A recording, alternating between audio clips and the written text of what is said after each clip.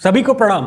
बहुत स्वागत है आपका हमारे YouTube चैनल में। 15 अगस्त को AICC यानी कांग्रेस के हेडक्वार्टर्स में हमने जो भारत माता या वंदे मातरम का अपमान देखा, ये कोई पहली बार नहीं थी। हुआ एक कि फ्लैग होस्टिंग का कार्यक्रम था। फ्लैग होस्टिंग से पहले AICC के हेडक्वार्टर्स में वंदे मातरम का गाना बजता है। वहां मौजूद थे कांग्रेस के अध्यक्ष मल्लिकार्जुन खड़गे जी, राहुल गांधी जी और सोनिया गांधी जी। जब हमारा राष्ट्रीय गीत शुरू हुआ, उसके 2 स्टैंजा बाद तीसरा स्टैंजा बजता है। सोनिया गांधी और खड़गे जी विचलित हो जाते हैं। आप सोनिया गांधी को इस वीडियो में देख सकते हैं। वो पूरा प्रयास करती हैं कि आगे ये गाना बंद हो जाए। पूरा राष्ट्रगीत जो कि 6 स्टैंजा का है वो बजे ही ना। वहीं राहुल गांधी कंफ्यूज नजर आते हैं कि अब इस स्थिति में आगे क्या किया जाए। चूंकि सारे मीडिया वाले वहां मौजूद थे, कांग्रेस के कई वरिष्ठ कार्यकर्ता भी वहां मौजूद थे, तो सोनिया गांधी को ना चाहते हुए भी अंतिम 6 स्टैंजा तक वहां खड़ा होना पड़ा। लेकिन उस 5 मिनट के कारनामे ने पूरे देश को यह दिखा दिया कि कांग्रेस पार्टी का चरित्र क्या है। और ये जो एक्ट हमने आज कांग्रेस पार्टी का देखा,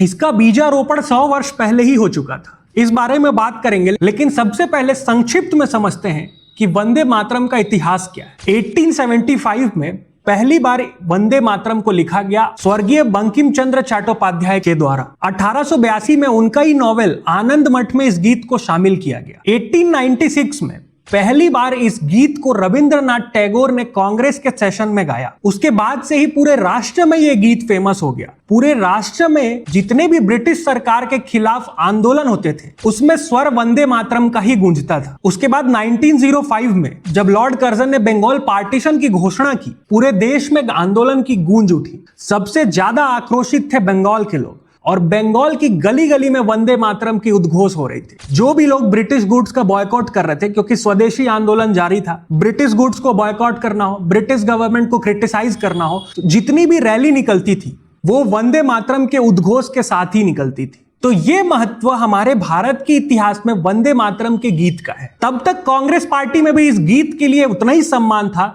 जितना किसी आम भारतीयों में हो। उस वक्त तक महात्मा गांधी का भी आगमन भारत में नहीं हुआ था। लेकिन 1923 आते आते एक ट्विस्ट आता है। 1923 में कांग्रेस पार्टी के अध्यक्ष थे मोहम्मद अली जौहर। तो काकीनाडा में एक कांग्रेस का सेशन था। मोहम्मद अली जौहर जो कि राष्ट्रीय अध्यक्ष थे कांग्रेस पार्टी के, उनके अध्यक्षता में ही वो कॉन्फ्रेंस होना था। ग्रैंड वेलकम के साथ, यानी बैंड बाजा के साथ उनका स्वागत होता है। कार्यकर्ता नाचते कूदते उनको अपने साथ लेकर आते हैं। लेकिन उसी कार्यक्रम के दौरान कांग्रेस के एक और नेता पंडित विष्णु दिगंबर वंदे मातरम गाते हैं। वहां पर कांग्रेस के राष्ट्रीय अध्यक्ष मोहम्मद अली जौहर उनको रोक देते हैं और उन्होंने आपत्ति क्या जताया कि इस्लाम में गाना वर्जित है, संगीत वर्जित है। वहां पर विष्णु दिगंबर उनको काउंटर करते हैं कि अभी जब आप बैंड बाजे के साथ आ रहे थे तब ये आप पर लागू नहीं हुआ, जब वंदे मातरम बजा तब आपको इससे इतनी आपत्ति क्यों है। ये बात कांग्रेस के उस वक्त के अध्यक्ष मोहम्मद अली जौहर को बर्दाश्त नहीं हुई और वो उस सेशन को बॉयकॉट करके चले गए। उस वक्त कांग्रेस के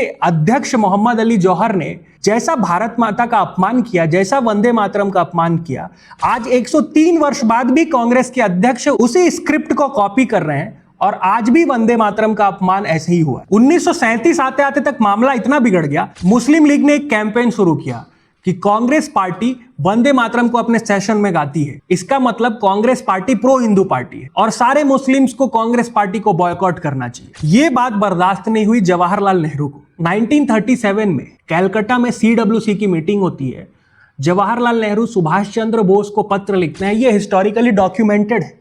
उस पत्र में जवाहरलाल नेहरू ये कहते हैं कि मैंने वंदे मातरम को शुरू से लेकर अंत तक उसके ट्रांसलेशन को गंभीरता से समझा है कि ये वाकई में मुस्लिम्स को इरिटेट कर सकता है, इसलिए अब कांग्रेस को विचार करना चाहिए कि वो वंदे मातरम को अवॉइड करे। और CWC में एक रेजोल्यूशन पास हुआ कि 1937 के बाद से ही कांग्रेस सिर्फ 2 स्टैंजा वाले वंदे मातरम गाएगी। तो आप देखिए कांग्रेस पार्टी का ये चरित्र, जवाहरलाल नेहरू से लेके आज राहुल गांधी तक सेम स्क्रिप्ट, सेम लाइन और वही मुस्लिम तुष्टीकरण की राजनीति। वो जो हमने सोनिया गांधी और राहुल गांधी का कृत्य वहां पर देखा AICC के हेडक्वार्टर में, कांग्रेस पार्टी का सलाहकार पता नहीं कौन है, अगर वो ये समझते हैं ऐसे अपमान के बाद वो उत्तर प्रदेश के आगामी चुनाव में अच्छा प्रदर्शन करने वाले हैं, तो उनसे बड़ा मूर्ख कोई नहीं है। देखिए, ये हमें, आपको और कांग्रेस पार्टी को भी पता है कि मुस्लिम वोट बैंक कांग्रेस के लिए तभी तक लॉयल है और वहीं पर लॉयल है जहां वो भारतीय जनता पार्टी को हरा सकती। जहां पर कांग्रेस पार्टी कमजोर है या कोई अन्य पार्टी भाजपा को हरा सकती है,